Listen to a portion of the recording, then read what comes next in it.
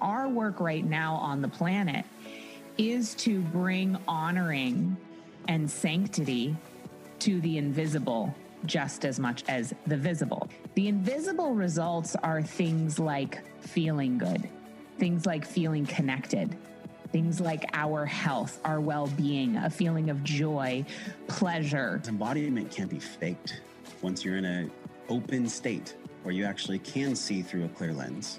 You know, you're not clouded by fear, you're not clouded by the amygdala, you're not clouded by society's news and all the fear-based stuff, and you're just with you.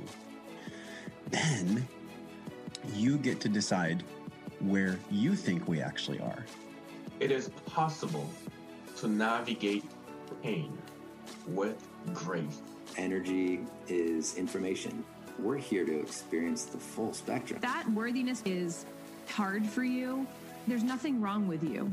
It is a muscle that we kind of have to learn how to access. You are not disempowered, and you have power in every area of your life all the time. I believe that chronic illness is an opportunity for us to heal. Health, it's a choice. Listening to your body if you so choose. My prayer for the world would be that they would know the infinite love of God. Aloha and welcome to the Body and Soul Wisdom Podcast, formerly known as the Embodied Healing Self Podcast, with your host, jenmons. Join me each week for soul-inspired, conscious conversations around awakening to your soul purpose through 5-element well-being. Thank you so much for joining in. Aloha and welcome back to another week on the Body and Soul Wisdom Podcast. This is episode 157, and we are diving into prosperity again a little bit deeper this week. So if you didn't join in last week I would invite you to go listen to that podcast episode where it's an hour-long episode, so get your notebook ready. We created our prosperity roadmap. We uncovered what prosperity consciousness is through the 5 elements of wealth and well-being. We dove a little bit into some of the money blocks, which we're going to go into deeper today. Today is all about awakening your money story and your mindset blocks, and started to understand things like receiving and vulnerability. We got clear on our why, like why does this matter? What exactly is the energy of prosperity? It allows us to amplify our voice and our values. It gives us financial freedom. It gives us choice. It gives us the opportunity to invest in ourselves and the things that we believe in.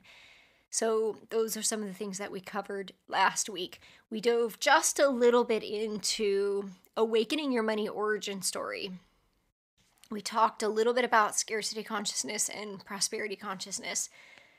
And this week, we're going to dive deeper into awakening your money story because for some of us, not all of us, but for most of us, a lot of what we have learned about money, we've been conditioned to learn. I believe that we are born created from love. We are born in abundance. We are born in the energy of possibility. And then what happens is we go through life and we get hurt and people let us down and things happen, and we are taught things that then become our own beliefs that may not have been our beliefs to begin with, or may not be truths. They may not be your truth, or they may not be capital T truths, but things that we've learned to adapt to, and one of those things is scarcity consciousness. So today is all about awakening your money origin story. So go ahead and grab a notebook. I'm going to give you some journal prompts to sit with and some takeaways from this episode. So everybody has a money story. Money is a vehicle for transformation, and it's a vehicle for our life experience. It gives us freedom. It gives us choice. And many of us have an unhealthy relationship to money based on beliefs that we adopt or learn. It's, like I said, not something we're born with. It's something that we learn. Money is a very personal thing, and a healthy relationship with money is going to help you attract the abundance that you're aligned with, which is why we want to do this. So I want to invite you to refer back to the 6 areas of money blocks that we talked about last week. And if you don't remember those areas, then I'm going to go through them really quickly. The first one is that working hard equals success. So just anything that could come up in that area. And we do have a money block book. We have like 10 to 20 listed in each of these areas in our prosperity course. If you joined the Prosperity Roadmap workshop last week, you were able to see all those and dive deeper if you're struggling really identifying what yours is. We're just going to go over the 6 basic ones here. Working hard equals success. Money's not spiritual. Money's evil. Wealthy people are fake, unauthentic, greedy, talented, lucky, dishonest. Whatever it is, it's probably not something positive if it's a block. You might have blocks around scarcity, failure, or debt. Maybe even beliefs that your worth is tied to your financial abundance, which it's not. Or lastly, it just might not be. You might not believe that it's aligned with your values and beliefs. But for example, if you value health, then you will have more choice and financial freedom in buying organic food type of thing. So you believe it's not aligned with your value and beliefs, but it actually is when you're in alignment. And so you have judgments and beliefs that people will make if you make a certain amount of money. So those are the 6 areas of the money block. So hopefully you've identified your top one and you have it written down. This week, what we're going to do is we're going to dive into the different money saboteurs. So you might have seen this on my Instagram because I have posted some things around the money saboteurs.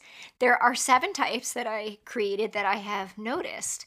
So I'm going to list these and I want you to sit with these and invite you to think about which one might be true for you. So number 1 is the people pleaser.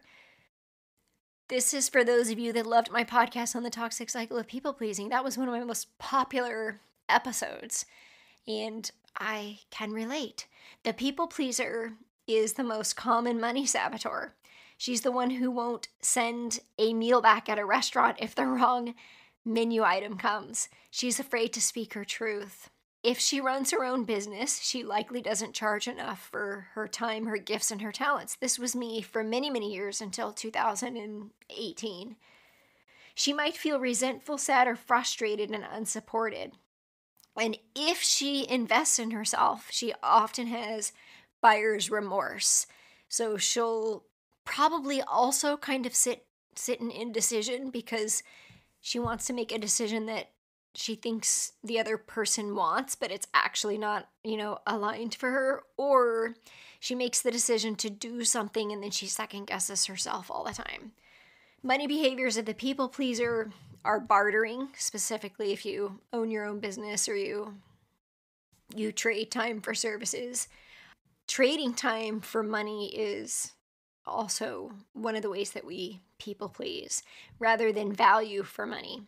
They may give things away freely, they may give away their time, or they may not charge enough, or they may do things for people secretly hoping to get something in return, but doing it to be appreciated. This can be the Enneagram 2, the helper. The people pleaser doesn't like conflict and does not speak her truth, so she might get taken advantage of. Real easy target for narcissists, so be careful if you're a people pleaser. She often says things like, "It's all good, I'm fine, it's okay." You ever hear that? Have you ever said that? It's fine, whatever. That's usually the people pleaser. So what does the people pleaser need? They need connection. They need empowering beliefs, healthy boundaries, courage, and oftentimes they need to be heard. So with each of these saboteurs, we're going to go through what they are, what their money behaviors are, what they often say, and what their needs are. So that was number 1, the people pleaser. Number 2 is the martyr. The martyr is often in the world of service to help others. And I'm going to go ahead and include this Money Saboteur book in ebook, in a link to download this ebook in the notes. So if you don't remember all this, because this is really good stuff. I came up with these based on 15 years of coaching, and I would see these saboteurs in other areas, and this is how they relate to money.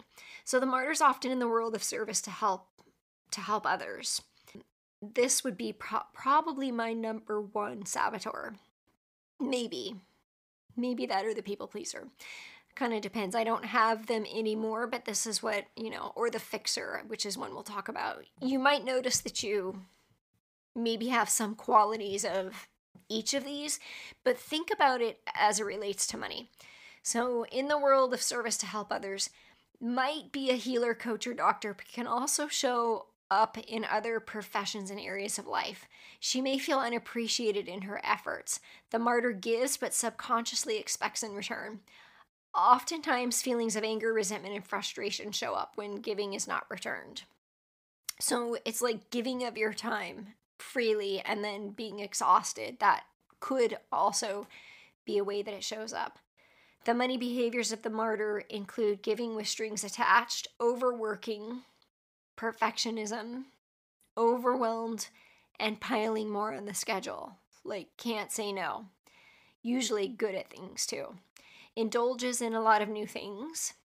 Feels very scattered when it comes to how they use money in alignment with their values. They often say or feel some of the things that you hear them say.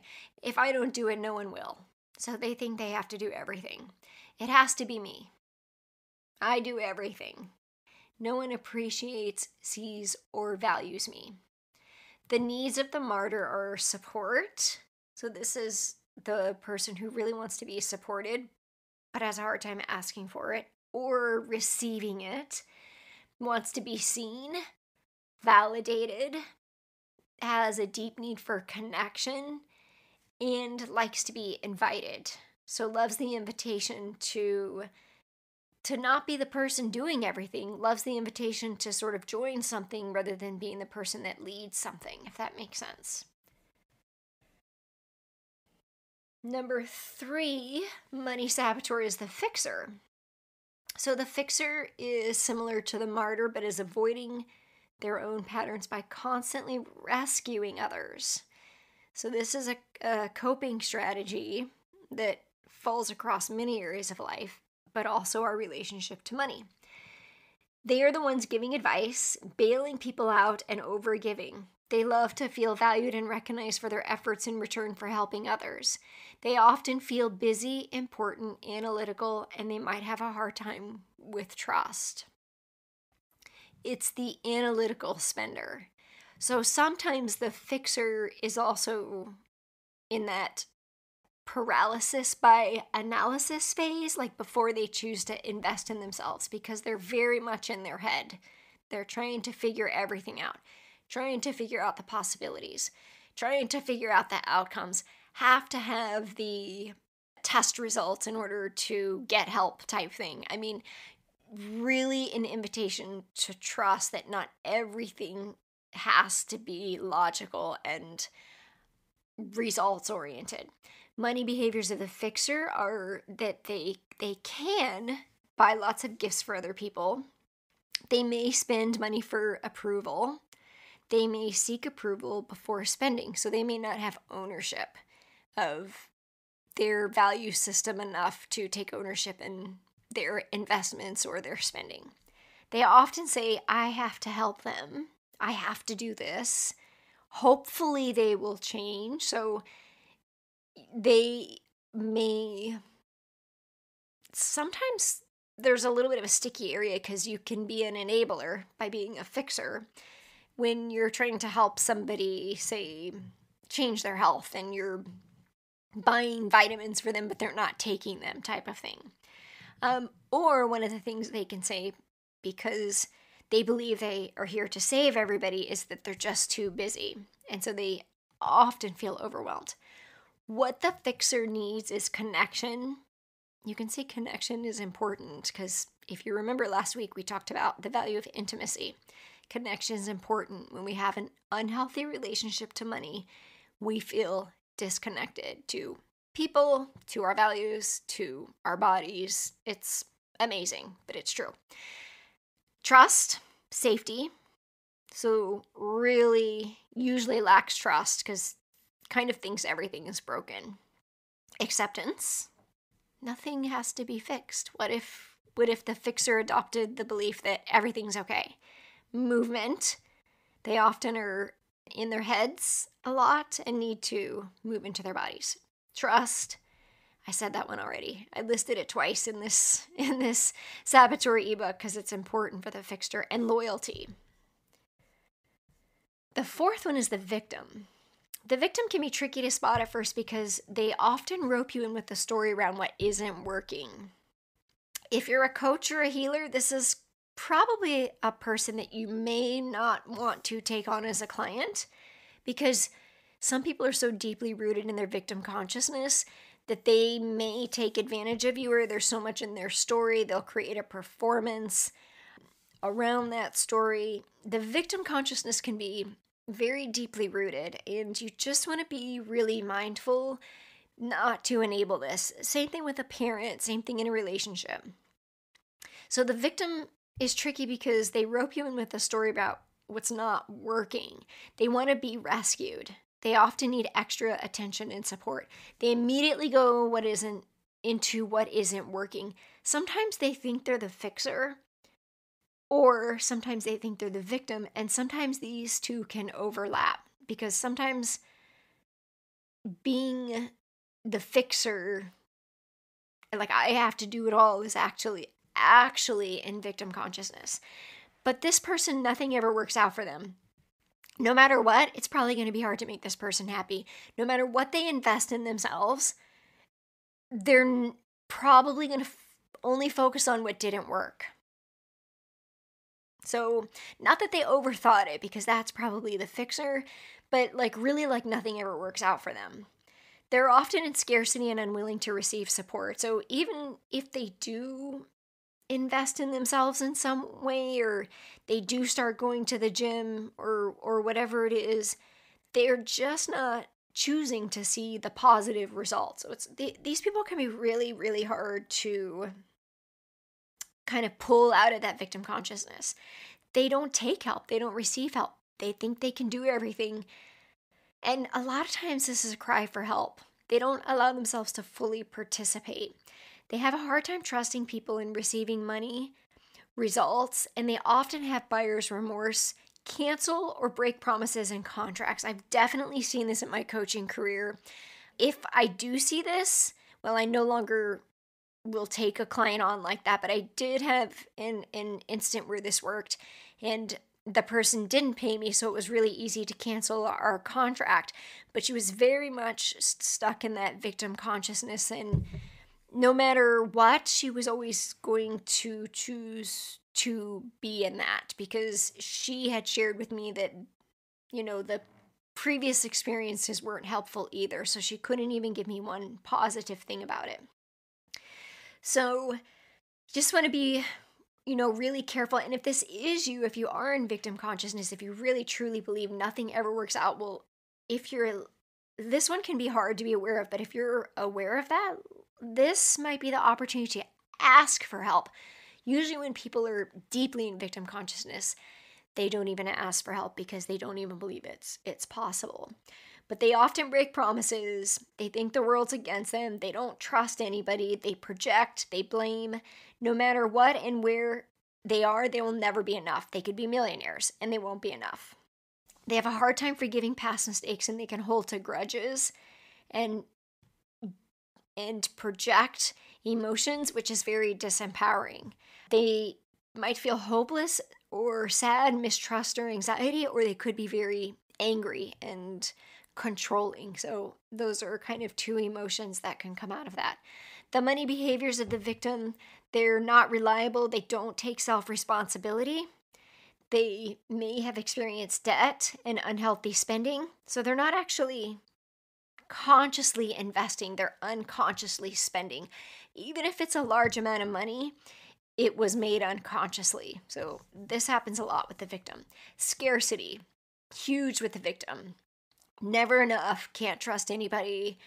They'll let it sit in their bank account. They might hoard. They just don't trust.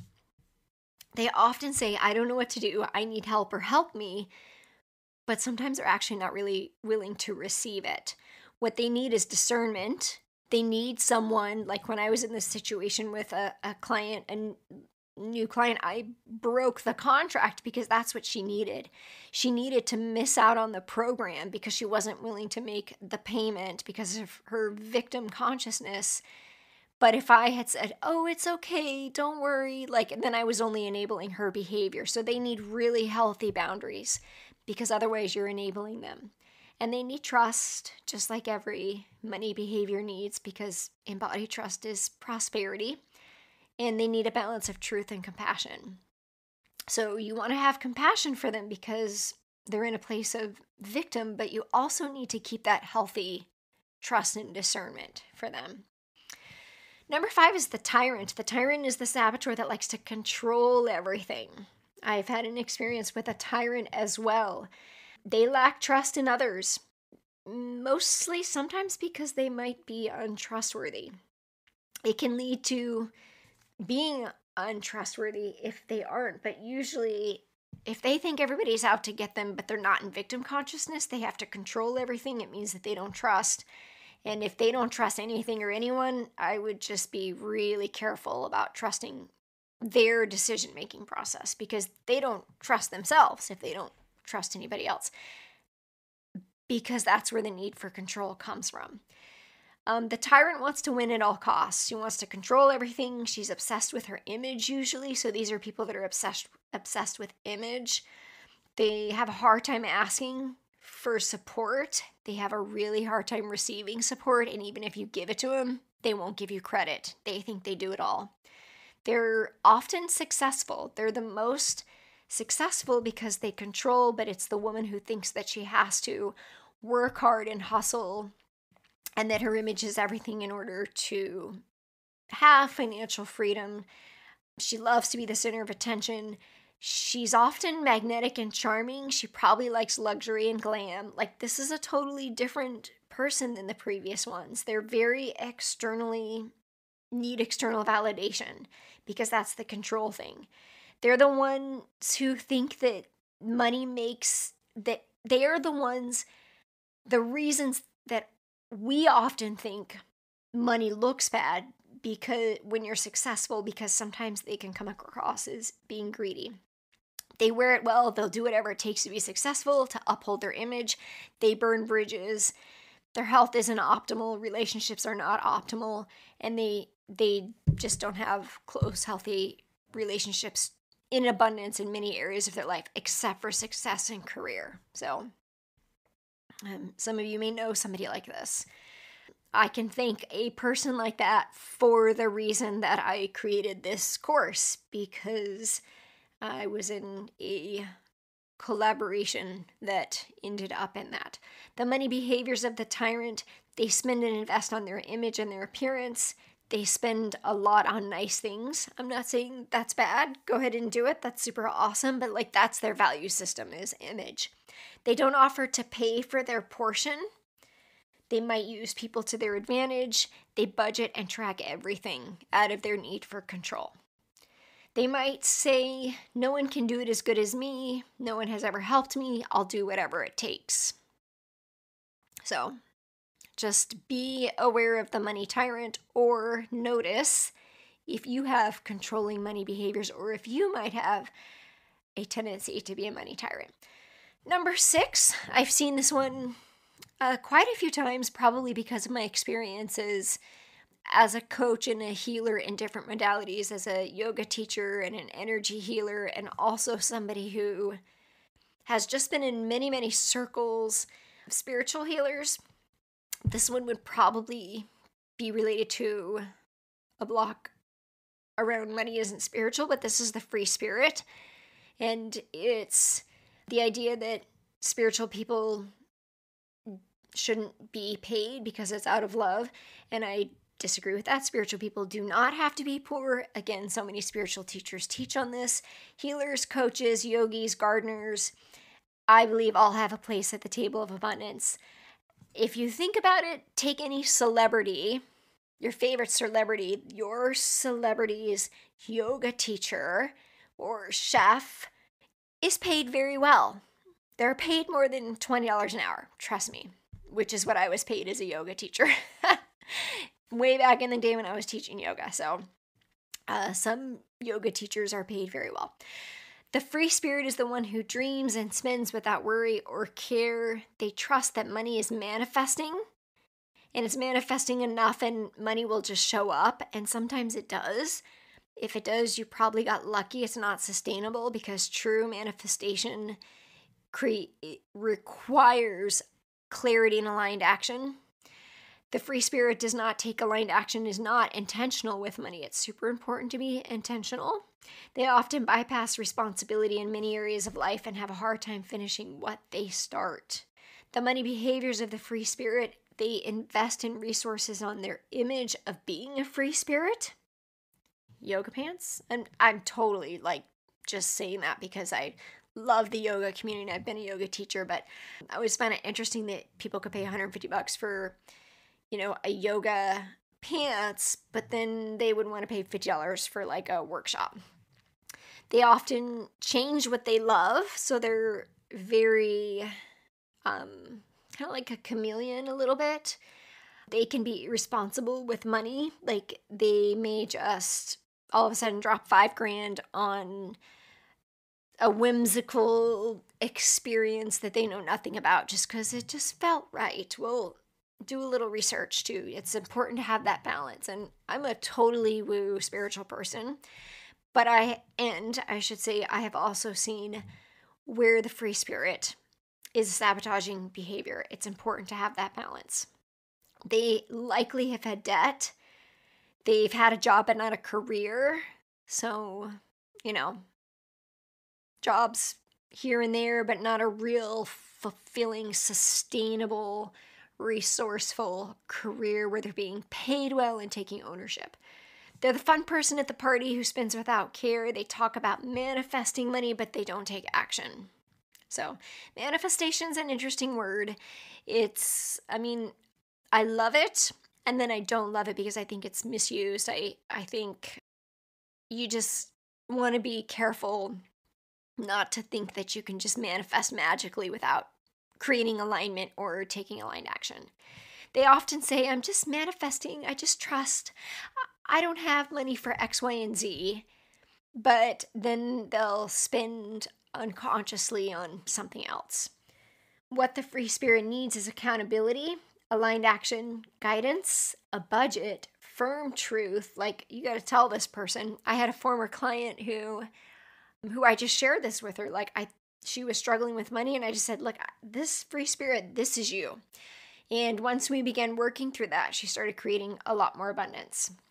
It was a combination of this and the people pleaser. And they need safety. The final money saboteur is the saver. The saver, this is number 7, is the one who pinches pennies for a rainy day, but buys 3 or more of everything. And always when it's on sale. So you're not really saving anything because you're just buying 3 of them at the sale price. She buys cheap things over luxury things, has a hard time investing in anything, vacation, education, clothes, or home. She's also probably the person more likely to invest in a certification over personal development.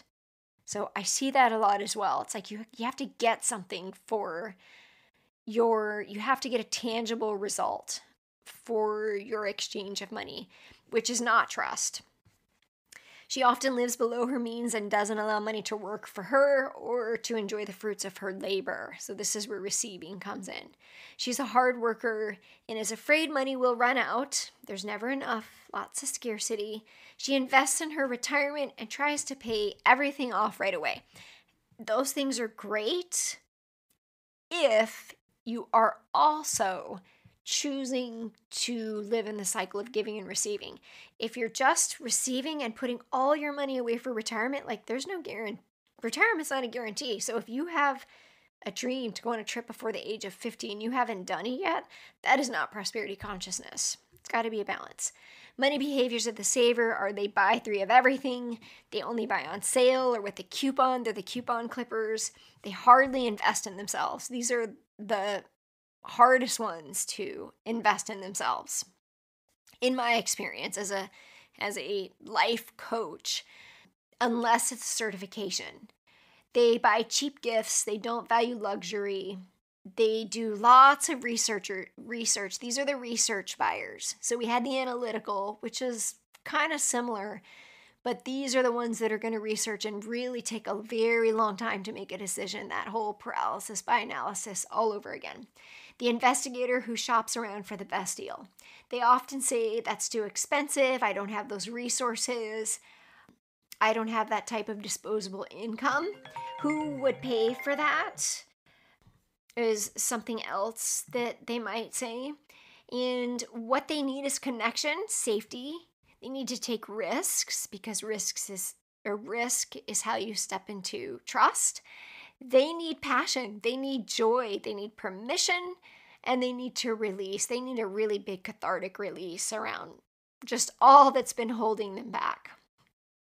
So those are the saboteurs. I'm going to just mention really quick because this will be in your ebook, a couple of the podcasts that have been related to prosperity.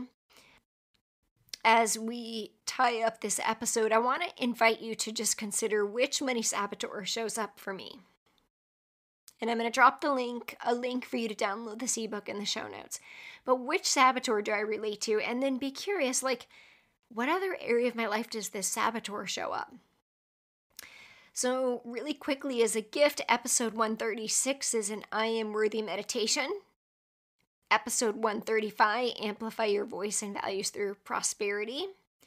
Episode 134, a visualization to embody prosperity. Episode 133, Allow Your Passion to Create Prosperity. Episode 132, The Energy of Prosperity. And episode 85, A Prosperity Prayer. So those are going to be some that you can check out if you want to dive deeper into this. Understanding your money saboteur is going to help you to move through the patterns that are creating your blocks. So super important. That's why we want to just know, like, what is the saboteur that shows up? So I have a couple of journaling prompts I want to share with you in case you want to dive deeper. And again, you're invited to sign up for the prosperity course. We just began the one for the final season of 2022. So if we've only been in it for a week, we're actually on the money saboteurs this week. If you're so ready for this, you want to dive in, you're welcome to join us. Or you can, I'm offering a special savings for podcast listeners to join. You won't find this on my website. It's a special link to join at a savings to join us in 2023 when we begin in January. But here's some journal prompts I want to give you to sit with if you're really loving this as much as I am and as much as we are in our current prosperity group. So what money story have I been carrying around that I'm ready to release? Where did it come from and how is it not serving me? So based on what we talked about last week and this week, hopefully you have some idea of the block. You probably felt it in your body. And if you're really struggling with this, this is where the group course is so helpful. And you also have the option to upgrade with a private prosperity roadmap session with me where I just get intuitively laser-focused coaching into your own personal money story. We just dive super deep, get real clear on what it is to move through it. So just keep that in your back pocket. But really understanding, like, is this story even mine? Where did it come from? And am I ready to release this? Because sometimes people stuck in scarcity have that need for safety, and releasing feels scary. But it's also freedom.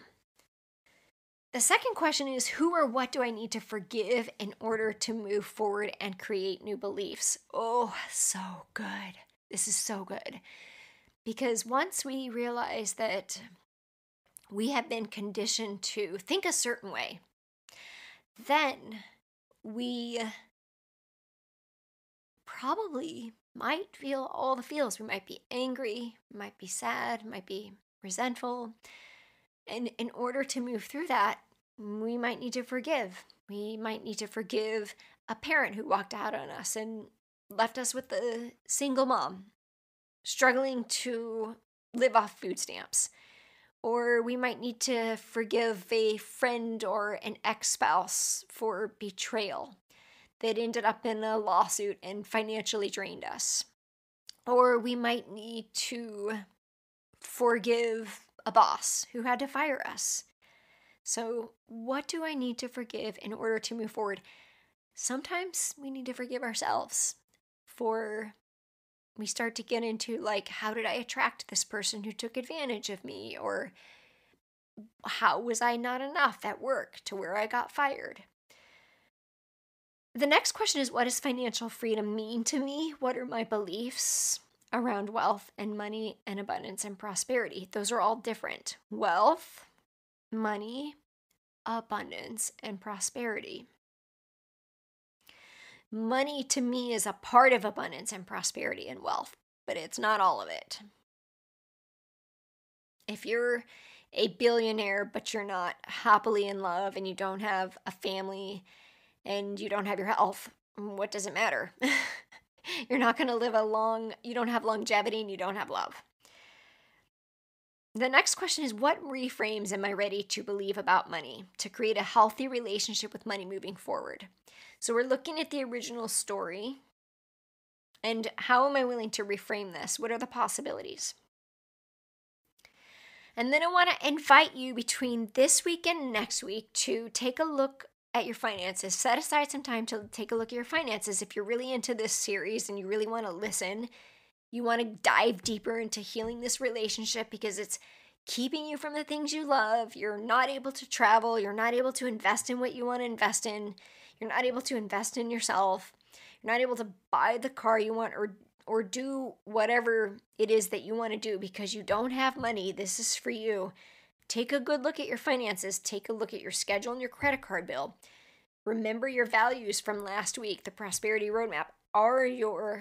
Is your credit card bill and your calendar aligned with your values? Because if it's not, there's your red flag. Time and money should be aligned with your values. And ask yourself, like, how do I feel about my finances as I review them? What do I notice? Does it feel draining? This might be really hard for you. It might be really, really hard to be like, oh my God, I pay so much money and, childcare or I don't know, whatever it is, especially if you're a single mom, right? Take a look and notice how do you feel? How much time and money do you spend on yourself? Is it always going to everyone else? Is it going to paying bills? That can feel like such a drag. What is your money saboteur? Get clear on that. What do you say? How do you feel? What do you notice that is not aligning to prosperity, that is not creating wealth in your life? Now that you've been given the saboteurs, hopefully you can identify the ways in which you show up and the things that you're saying so that you can begin to rewire them. And ask yourself, how can I change my words and my actions? How can I change my words and my actions? Like right now, stop saying you're busy. Stop saying you don't have the money because there is money available. It's what you need to say is that it's not aligned with my values at this time. If you're saying that, that's empowered. But if you're saying I just don't have the money, that's scarcity. And that is not prosperity consciousness. Maybe you can't see where the money is going to come from, Maybe you're not willing to do what it takes to bring in some more income to pay for something. Maybe you don't trust that it will be there. Say that. And then lastly, thinking in terms of prosperity being embodied trust, where do I need to trust more? So thinking in terms of prosperity being embodied trust, where do I need to trust more in my life? Is it in relationships, money, health, others, God? Those are all areas. So let's all take a deep breath. Thank you for joining me in this. Thank you for being willing to join me in this series around prosperity consciousness. And I hope that I've given you the tools to begin uncovering your money origin story, your money blocks, and your money saboteur. Because this affects your ability to receive, which affects your ability to live in the frequency of prosperity and abundance. So, feel free to send me a message. Let me know about your insights. I know you're learning a lot on this. I've already been receiving messages. I'm super happy to share this with you.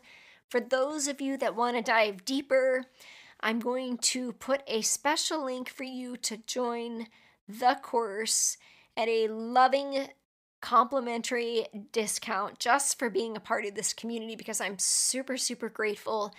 Join the thousands of other women that have joined my coaching programs over 15 years who are thriving in health, wealth, and love.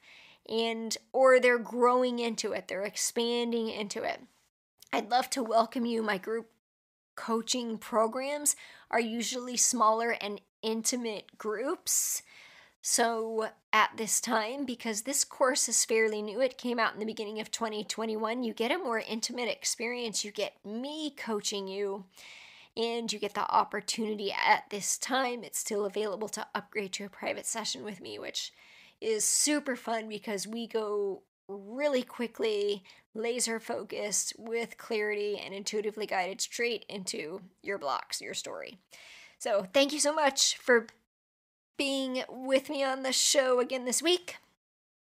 Join me again next week where we talk about how to align to your empowering money story. So this is where we create the shift. Okay, so right now we're still digging deep.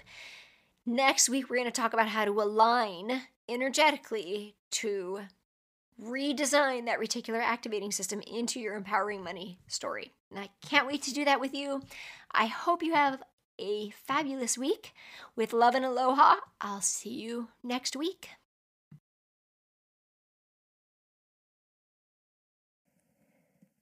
The content of this podcast is to educate, inspire, and inform you of pathways to an embodied healing self. It is not intended to be a substitute for professional medical advice, diagnosis, or treatment. Always seek the advice from your medical doctor, therapist, registered dietitian, or nutritionist for any questions you may have regarding your diagnosis or condition.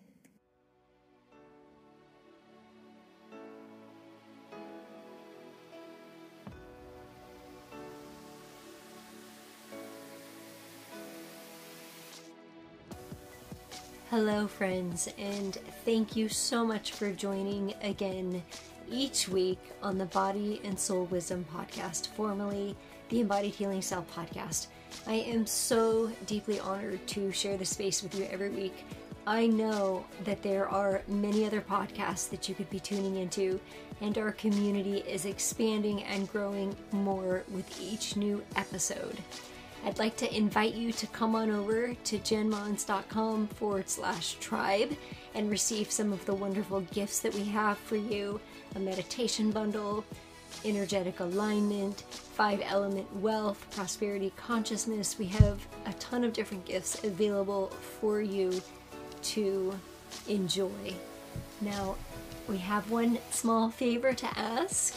In order for this podcast to get into the hearts and souls of like and light-minded people, we need your support.